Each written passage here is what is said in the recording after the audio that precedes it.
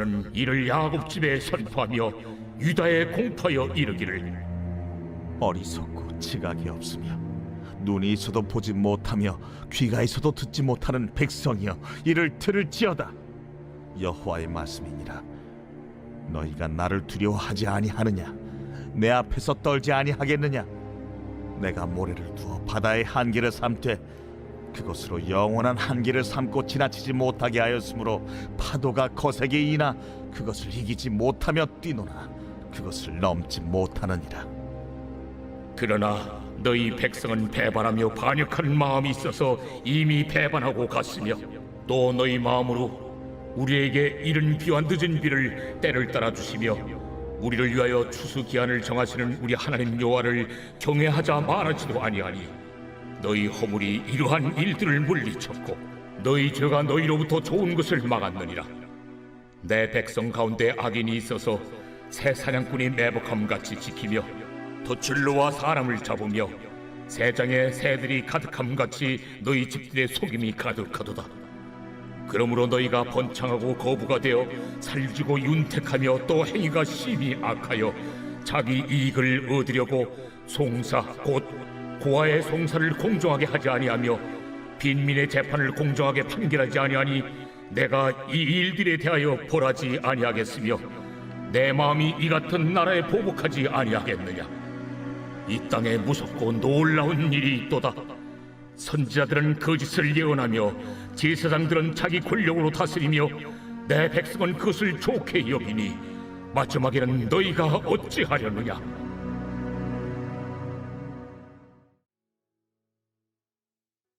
시인은 시편 119편 116절에서 주의 말씀대로 나를 붙들어 살게 하시고 내 소망이 부끄럽지 않게 하소서라고 기도합니다. 말씀에 붙들리고 소망이 열매 맺는 하루 되시기를 예수님의 이름으로 축복합니다.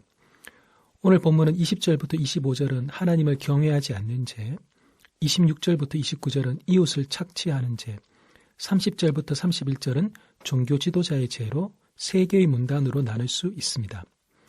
본문의 내용은 이렇습니다. 하나님께서 예레미야 선지자에게 유다 백성이 하나님을 경외하지 않는다는 말씀을 전하라고 하십니다. 전하기가 쉽지 않은 내용을 예레미야 선지자가 전해야 하는 상황입니다. 하나님께서 유다 백성들을 꾸짖으십니다. 이들은 눈이 있어도 보지 못하고 귀가 있어도 듣지 못하고 그러다 보니 도무지 깨달을 줄 모르기 때문입니다. 말씀으로 인해 무엇을 깨닫는다라는 것이 이들에게는 너무 희귀한 일입니다. 하나님께서 이런 유다 백성들에게 물으십니다.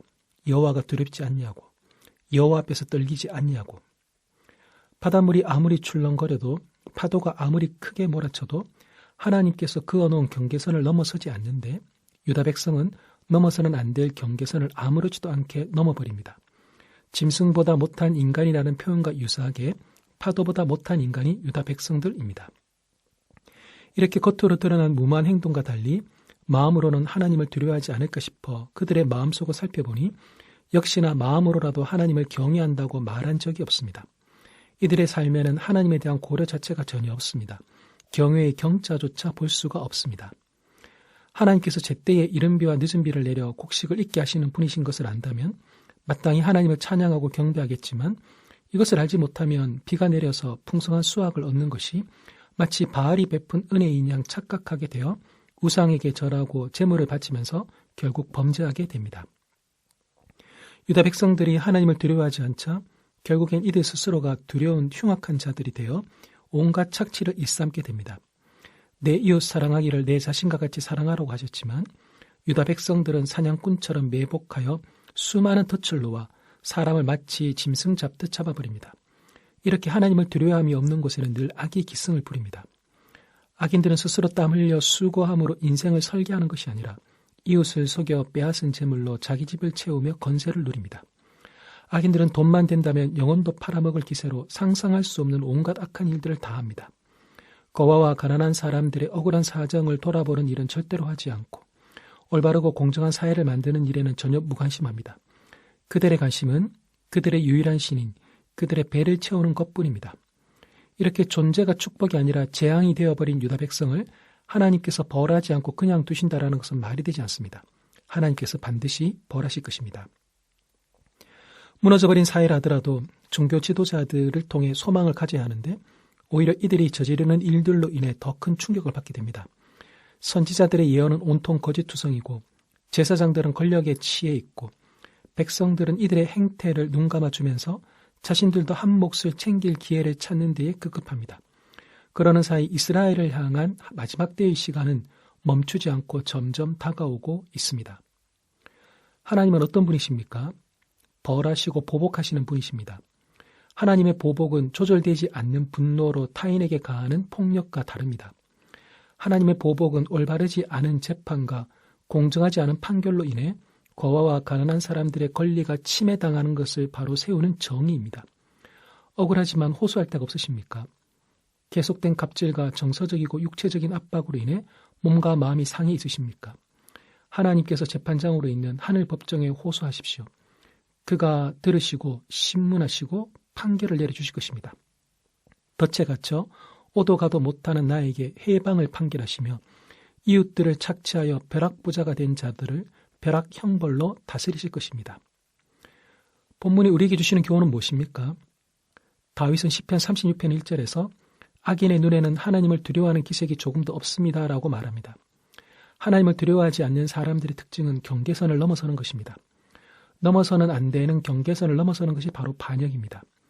이런 일을 행하는 사람들의 특징은 목이 곧고 고집이 센 것입니다. 경계선을 넘어서는 유다 백성들과 달리 하나님은 제때에 비를 내리시며 일정한 시기에 곡식을 거둘 수 있도록 경계선을 지키고 계십니다. 하나님이 그어놓은 경계선이 무엇인지는 말씀에 잘 나타나 있습니다. 넘지 말아야 할 선을 넘지 않는 자가 진정 용기 있는 사람입니다. 말씀의 경계선을 잘 지켜 진정 용기 있는 하나님의 사람으로 오늘 하루를 살아가시길 예수님의 이름으로 축복합니다. 기도하겠습니다. 하나님, 말씀의 경계선을 잘 지켜 하나님을 경외하며 살기를 기도합니다. 이웃을 내 배를 부르게 할 착취의 대상이 아니라 내 몸을 바쳐 사랑할 대상으로 여기며 살기를 기도합니다.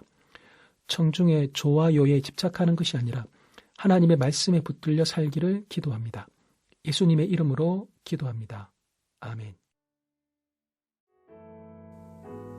1. 오심 기도. 하루 5번 마음을 다해 드리는 기도. 나는 죽었습니다. 제가 주인이 아니고 예수님이 저의 주인이십니다. 예수님은 십자가에서 죽으시고 부활하셨습니다. 부활하신 예수님을 가슴으로 만나서 따라가며 간증합니다. 사랑하는 가족과 함께 영광스러운 승리를 노래합니다.